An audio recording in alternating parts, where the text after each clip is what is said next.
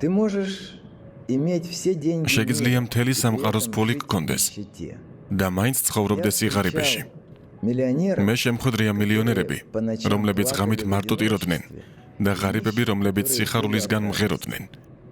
Знаешь, в чем разница между ними? Не в იცი რა არის სხვაობა მათ შორის?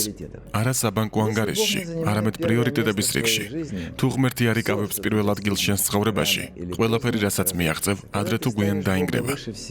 როცა ღმერთს ყველაფერზე მაღლა აყენებ, სიცოცხლეზე შენი ხედვა მთლიანად იცვლება. და საქმე მხოლოდ ეკლესიაში სიარულში ან წესების დაცვაში არ არის. საქმე ისაა, რომ იცხოვროს შეგნებით. არსებობს უსასრულო გონება, რომელიც შენს ნაბიჯებს წარმართავს.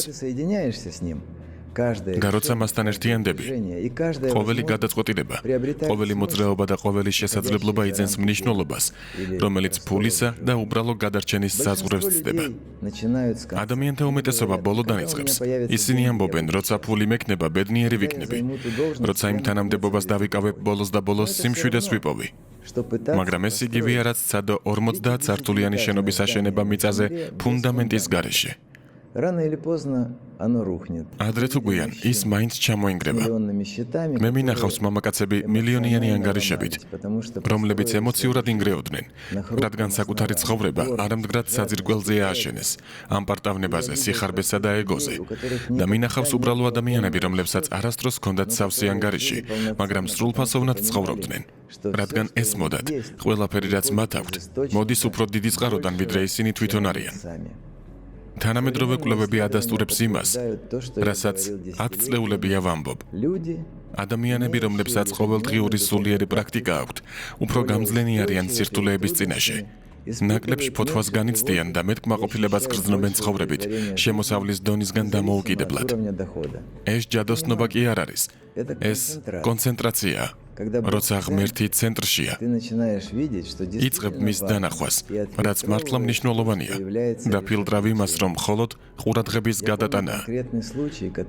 მახსოვს კონკრეტული შემთხვევა, რომელსაც შეეძლო ჩემი ცხოვრება ცუდად შეეცვალა. ერთმა პარტნიორმა შემომთავაზა გარიგება, რომელიც იდეალური ჩანდა. მაღალი მოგება, დაბალი რისკი. გავლენიანი ადამიანების ჩართულობით. ყველაფერი მიანიშნებდა იმაზე, რომ უნდა დავთანხმებულიყავი. მაგრამ რაღაც იყო. მოусვენრობა, შინაგანი ხმა, რომელიც მეუბნებოდა, რომ არ გამეგრძელებინა. ისეთი შეგრძნება მქონდა, თითქოს უხილავი ხელი მაკავებდა. მე უარებ თქვის შემოთავაზებაზე. რამდენიმე თვის შემდეგ ამბავი გავიგე. ის ბიზნესი ათობით მილიონიანი თაღლითობა აღმოჩნდა. ადამიანებმა ყველაფერი დაკარგეს. თუ მხოლოდ მოგების ლოგიკით ვიხელმძღვანელებდი, ჩემს რეპუტაციას შევლახავდი და საკუთარ ცხოვრებას დავანგრევდი. ოდესმე გიგრძნია ეს? აუხსნელი შეგრძნება, რომ არ ღირს გარკვეულ გზაზე სვლა, მაშინაც კი თუ იგი იდეალური ჩანს. რამდენჯერ უგულებელყავი ეს შინაგანი გაფრთხილება და შემდეგ ინანე. სიმართლე ის არის, რომ ეს ხმაც რწმენა არ არის. დღეს მეცნიერება ამას ინტუიციას უწოდებს. კვლევები აჩვენებს, რომ ჩვენი ტვინი ამუშავებს ათასობით არაცნობიერ სიგნალს, რომლებიც შეიძლება გვაფრთხილებდნენ, მანამდე სანამ კონკრეტული მტკიცებულებები გამოჩნდება. მაგრამ მე ამას ღვთიურ მინიშნებას ვეძახი. ეს არის ის გზამკვლევი, რომელსაც მხოლოდ მაშინ ვამჩნევთ, როცა ვისწავლით შემოქმედი საკუთარ გეგმებზე მაღლა დავაყენოთ. და აი რაშია არსი. როცა ღმერთი პირველ ადგილზეა, შენ სასოწარკვეთილებით აღარ ეჭიდები ნებისმიერ შესაძლებლობას. სწავლობ ლოდინს. დახურული კარი შეიძლება ისეთი ვეღირებული იყოს, როგორც ღია, რადგან ზოგჯერ მას ჩიხისკენ მიყავხარ. ჩვენს დღეებში, როცა სიჩქარე სათნოებად გამოიფინება და სიხარბე ამბიციად ინიღბება, ღმერთის პირველ ადგილზე დაყენება თითქმის სისტემის წინააღმდეგ ამბოხების აქტია. მაგრამ სწორედ ეს არჩევანი ქმნის ისეთ ცხოვრებას, რომელიც პირველივე ქარიშხალში არ დაინგრევა. მითხარი, რა მოხდებოდა თუ შენი შემდეგი მნიშვნელოვანი გადაწყვეტილება მხოლოდ ლოგიკაზე კი არა, არამედ იმასთან კავშირზე იქნებოდა დამოკიდებული, ვინც უსასრულოდ ბრძენია შენზე. განა შედეგი სრულიად სხვანაირი არ იქნებოდა. შიში ეს არის რწმენა არასწორი მიმართულებით. ეს იმას ნიშნავს, რომ მთელი ძალით გჯეროდეს, რომ ცუდი მოხდება, მაშინაც კი როცა არანაირი მტკიცებულება არ არსებობს. და როცა შიში იღებს კონტროლს, ეს იგივეა რომ ვაცხადებდეთ თითქოს ჩვენს განცდებს უფრო მეტად ვენდობით, ვიდრე ღმერთის დაპირებებს. ბევრი ადამიანი მუდმივ შფოთვის მდგომარეობაში ცხოვრობს. თითქოს კატასტროფის ზღურბლზე იდგეს. ეს ხელს უშლის დაინახონ მათ თვალწინ არსებული შესაძლებლობები. ისინი მეტ დროს ხარჯავენ წარმოსახვეთი ტრაგედიების ფიქრებში, რომლებიც არასოდეს მოხდება ვიდრე ძლიერი მომავლის აშენებაში. მე მინახავს ჭკვიანი ადამიანები, რომლებსაც დიდი პოტენციალი ჰქონდათ კეთილდღეობისთვის, მაგრამ პარალიზებული იყვნენ მხოლოდ იმიტომ, რომ მარცხის ალბათობა მათთვის უფრო დიდად ჩანდა ვიდრე წარმატების შანსი. და სიმართლე ის არის, რომ იმ შიშების უმეტესობა, რომელსაც ჩვენ ვატარებთ, საერთოდ არ მართლდება. ფსიქოლოგიური კვლევები ცხადყოფს, რომ დაახლოებით 85% იმ საკითხებისა, რის გამოც ადამიანები ნერვიულობენ, რეალურად არასოდეს ხდება. მიუხედავად ამისა, ისინი ღამეებს ათენებენ ისევ და ისევ განიცდიან პრობლემებს, რომლებიც მხოლოდ მათ წარმოსახვაში არსებობს. თითქოს ყოველი შიში ქვას გავდეს, რომელიც მათ ზურგზედებს. სანამ ეს ტვირთი იმდენად მძიმე არ გახდება, რომ ვეღარ იარონ წინ. ადრე მეც ამ ხაფანგის ყვე ვიყავი. ერთმა ჩემმა ნაცნობმა პროექტის დაწყება დააპირა, თუმცა ეჭვები ჩურჩულით ეუბნებოდნენ. რა მოხდება თუ არ გამოვა? რა მოხდება თუ ეს არავის მოეწონება? რა მოხდება თუ გამაკრიტიკებენ? ის უკვე იყო ახლოს ყველაფრის მიტოვებასთან, სანამ არ გააცნობიერა, რომ ეს ხმები ღმერთისგან არ მოდიოდა. ისინი შიშისგან მოდიოდა, ხოლო შიში ყოველთვის ცდილობს დაგვარწმუნოს, რომ უსაფრთხოება იქ დარჩენა, სადაც ვართ. მან გადაწყვიტა წინსვლა და ეს პროექტი მის კარიერაში ერთ-ერთ ყველაზე მნიშვნელოვან საქმედ იქცა. დაფიქრდით, რამდენი შესაძლებლობა გამოგრჩათ იმის გამო, რომ უფრო მეტად შიშს დაუჯერეთ ვიდრე რწმენას. იქნებ ეს იყო დაწინაურება, რომელიც არ გითხოვიათ, რადგან ფიქრობდით, რომ მზად არიყავით, ან ის ბიზნეს იდეა, რომელიც უჯრაში ჩამალეთ, რადგან გეგონათ, რომ არავინ დაგიჭერდათ მხარს. რამდენი კარი დაგიკეტავთ თავად მანამ, სანამ მათ გაღებას ცდიდით. სინამდვილე ისაა, რომ როცა უფალს პირველ ადგილზე აყენებთ, შიში ძალას კარგავს, იმიტომ რომ აცნობიერებთ, რომ მარტო არ გადიხართ ამ გზას. ეს არ მოხდა იმიტომ, რომ შიში გაქრა, არამედ იმიტომ, რომ მან გადაწყვიტა, რომ შიში არ წარმართავდა მის ცხოვრებას. თუ გსურთ პრაქტიკულად გამოსცადოთ ასეთი ცვლილებები, სცადეთ ერთი მარტივი სავარჯიშო მომდევნო 7 დღის განმავლობაში. ჩაიწერეთ ყველა შიშის ან ნაკლებობის აზრი, რომელიც დღის განმავლობაში გაგიჩნდებათ. ყოველ საღამოს გადახედეთ ამ სიას და თითოეული აზრის შეცვალეთ რწმენით, ლოცვით ან ფრაზით, რომელიც შეგახსენებთ, რომ თქვენ რაღაც უფრო დიდის მხარდაჭერა გაქვთ. დროთა განმავლობაში შეამჩნევთ, რომ თქვენს გონებას თავიდან ასწავლით უფრო მეტად ენდოთ ვიდრე ეჭვობდეთ. რადგან როცა რწმენა იკავებს შიშის ადგილს, თქვენ აღარ ისახავთ მხოლოდ დიდ ოცნებებს, არამედ მოქმედებთ კიდეც, რათა ისინი რეალობად აქციოთ. როცა ღმერთი თქვენი ცხოვრების ცენტრშია, ყოველი გადაწყვეტილება სხვა ფილტრის გავლით გადის. ფილტრის, რომელიც არ ეფუძნება მხოლოდ იმას, რაც სარგებლის, პოპულარობის ან კომფორტის თვალსაზრისით სწორად ჩანს, არამედ იმას, რაც ნამდვილად შეესაბამება იმ დიდ მოწოდებას, რომელიც თქვენს შიგნით არის ჩადებული. უმეტესობა ადამიანებისა გადაწყვეტილებებს იღებს იმპულსის ან რაიმეს დაკარგვის შიშის გავლენით. და საბოლოოდ ისეთ რუტინაში ექცევა, რომელიც კმაყოფილებას არ ანიჭებს. ერთხელ ნაპოლეონ ჰილს ვაშინგტონში ძალიან გავლენიანი პოლიტიკური თანამდებობა შესთავაზეს. შესაძლებლობა, რომელსაც ბევრი კარიერის მწვერვალ ათვლის. თუმცა პრესტიჟისა და ფულის მიუხედავად, ის გულში სიმძიმეს გრძნობდა. დაჟინებული შინაგანი ხმა ეუბნებოდა, რომ ეს მისი მოწოდება არ იყო. მან იცოდა, რომ მისი ნამდვილი მოწოდება იყო წერა, სწავლება და ადამიანებისთვის მათი პოტენციალის აღმოჩენაში დახმარება.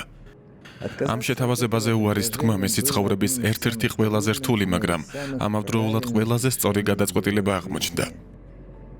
სწორედ ამ უარიდან დაიბადა წიგნი „იფიქრე და გამდიდრდი“, რომელმაც დღეს მილიონობით ადამიანის ცხოვრება შეცვალა მთელ მსოფლიოში. გკითხეთ საკუთარ თავს, რამდენჯერ მიგიღიათ რამე მხოლოდ ფულის, სტატუსის ან გარემოს ზეწოლის გამო და შემდეგ გიგრძნიათ, რომ თქვენს ადგილას არ იყავით, სხვისი ცხოვრებით ცხოვრობდით. რამდენჯერ გიგრძნიათ დისკომფორტი იმის გამო, რომ საკუთარ ნამდვილ მოწოდების კვალს არ მიყვებოდით, მაგრამ მაინც დარჩენილ ხართ ადგილზე კომფორტის ან უცნობი მომავლის შიშის გამო. გადაწყვეტილების მიღება მიზნის შესაბამისად სიმამაცეს მოითხოვს. სიმამაცეს, რათა მოისმინო ის შინაგანი ხმა, რომელსაც ბევრი უყურადღებოდ ტოვებს. ასევე საჭიროა მორჩილება, რომ აღიარო. მიუხედავად იმისა, რასაც გარედან ვხედავთ, ყველაზე იოლი გზა ყოველთვის საუკეთესო არ არის და როცა ღმერთი ყველაფერზე მაღლა დგას, ეს სიმამაცე მატულობს, რადგან გეცოდინებათ, რომ მარტო არ ხართ. გარდა ამისა, გადაწყვეტილებები, რომლებსაც ვიღებთ, მომავალს ისექმნის, როგორც წინასწარ ვერასოდეს წარმოვიდგენთ. ქცევითი მეცნიერები ამტკიცებენ, რომ ადამიანები, რომლებიც თავიანთ გადაწყვეტილებებს საკუთარ ღირებულებებსა და ცხოვრებისეულ მოწოდებას უხამებენ, გაცილებით მაღალ დონეს აღწევენ ბედნიერებისა და კეთილდღეობის თვალსაზრისით. ეს იმიტომ ხდება, რომ ისინი არ ცხოვრობენ მხოლოდ გარე მიზნების მისაღწევად, არამედ იმ მოწოდების შესასრულებლადაც, რომელიც აზრს ანიჭებს მათ თითოეულ ძალისხმევას. ამიტომ, თუ დღეს მნიშვნელოვანი არჩევანის წინაშე დგახართ, იქნება ეს სამსახურის შეცვლა, ახალი პროექტის დაწყება ან თუნდაც სხვა ქვეყანაში გადასვლა. შეისვენეთ, გკითხეთ საკუთარ თავს. შეესაბამება თუ არა ეს არჩევანი იმ მისიას, რომელიც ღმერთმა მომანდო. დამაახლოვებს თუ არა იმასთან, ვინც მე სინამდვილეში ვარ. თუ უბრალოდ მტოვებს კომფორტის ზონაში, რომელიც აღარ მაკმაყოფილებს. როდესაც სწავლობ, მიზნიდან გამომდინარე მიიღო გადაწყვეტილებები, ცხოვრება იცვლება, სამუშაო ტვირთი აღარ არის, არამედ სიამოვნებად იქცევა. სირთულეების საფეხურებად იქცევა და არა ბარიერებად. და ყველაზე მთავარი, იწყებთ ცხოვრების ისეთ ისტორიას, რომელიც ნამდვილად თქვენია. იმ ძალის ხელმძღვანელობით, რომელიც არასდროს გღალატობთ და ყოველთვის მხოლოდ საუკეთესო სურს თქვენთვის. დღეს რომ ყველაფერი დაგეკარგათ, რა დაგრჩებოდათ სინამდვილეში? ბევრი ამ კითხვას გაურბის, რადგან პასუხი შეიძლება შემაშფოთებელი აღმოჩნდეს. უმრავლესობისთვის პირველი პასუხია არაფერი დამრჩებოდა. როცა ასე ხდება, ეს ნიშნავს, რომ ისინი არასწორ ადგილას დააბანდეს. მთელი უსაფრთხოება მატერიალურ ნივთებში, ბანკის ანგარიშზე არსებულ თანხაში, სოციალურ სტატუსში ან იმ ილუზიაში აქცევდნენ, რომელსაც მსოფლიო აფასებს, მაგრამ რომელსაც არანაირი ძალა არ აქვს, როცა ქარიშხლები მოდის. მე ყველაზე რთული გზით გავიგე, რომ ნამდვილი სიმდიდრე არ არის ის, რასაც ბანკი ინახავს, ან სეიფი იცავს. მე შევხვედრი ვარ ადამიანებს, რომლებმაც ყველაფერი დაკარგეს, ფული, ბიზნესი, ჯანმრთელობაც კი, და მაინც უფრო ძლიერები და მტკიცე გახდნენ. მათ ჰქონდათ ის, რასაც ფულით ვერ იყიდი, ხასიათი, რწმენა და გულწრფელი ურთიერთობები. ეს სამი საყრდენი მამაკაც სანქალს უმაგრებს ზურგს მაშინაც კი, როცა ყველაფერი გარშემო თითქოს ინგრევა.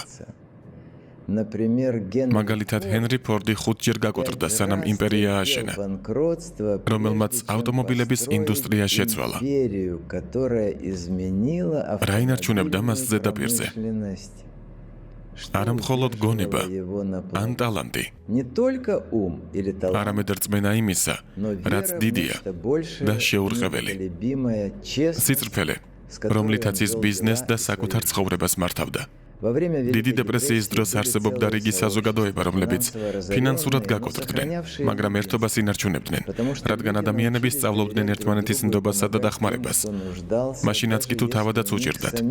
ეს გულუხმობა ქმნიდა იმდენად მტკიცე მხარდაჭერის ქსელს, რომ არავინ რჩებოდა მარტო.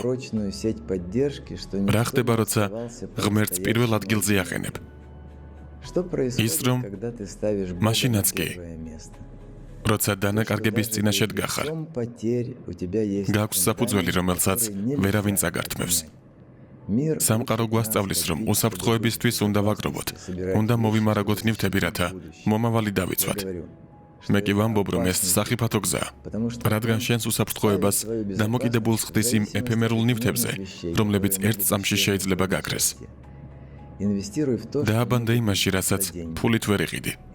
დააბანდე საკუთარ ხასიათში, ურთიერთობებში და რწმენაში. ეს არის აქტივები, რომლებიც დროთა განმავლობაში ფასს იძენენ და არასოდეს კარგავენ ღირებულებას. მე ვიცნობ ადამიანებს, რომლებსაც ყველაფერი ჰქონდათ, მაგრამ დაკარგეს სიმშვიდე, ოჯახი და ღირსება, რადგან ფული ყველაფერზე მაღლა დააყენეს და მინახავს სხვები, რომლებსაც მცირე მატერიალური სიკეთეები გააჩნდათ, მაგრამ ჰქონდათ სიხარული და სიმშვიდე, რასაც ფულით ვერასოდეს იყიდი. ნამდვილი სიმდიდრე ის არის, რაც გრჩება მაშინ, როცა ხელში არაფერი გაქვს. თუ მზად ხარეს გამოწვევა მიიღო, მინდა რომ დღესვე განსაზღვრო სად დებს საკუთარ დროს, ენერგიასა და ნდობას. აშენებ ისეთ რამეს, რაც ცხოვრების ქარიშხლებს გაუძლებს. იმიტომ რომ, როცა ღმერთი ყველაფერზე მაღლა დგას, ნამდვილი სიმდიდრეა ის, რასაც ვერანაირი ბანკი ვერ შეინახავს და სწორედ ის შენს მემკვიდრეობად და შენს ანგარიშად იქცევა. თუ არის რაღაც, რაც დღეს აქედან უნდა წაიღო, ეს არის იმის გააზრება, რომ ნამდვილი გარდაქმნა იწყება, როცა ღმერთს პირველ ადგილზე აყენებს საკუთარ ცხოვრებაში. სწორედ ეს არჩევანი ცვლის შენს დამოკიდებულებას გამოწვევების, შიშის, გადაწყვეტილებების მიმართ და უპირველეს ყოვლისა, თავად სიმდიდრის განსაზღვრების მიმართ. როდესაც ეს საფუძველი მტკიცეა, დანარჩენი ყველაფერი ისე ეწყობა, როგორც ვერც კი იოცნებებდი. გამოიწერე ეს არხი და ჩართე შეტყობინებები. მე გელოდები შემდეგ ვიდეოში. მზად ვარ გავაგრძელო ეს გზა წარმატებისკენ, რომელსაც შენ იმსახურებ. აბა, დროებით.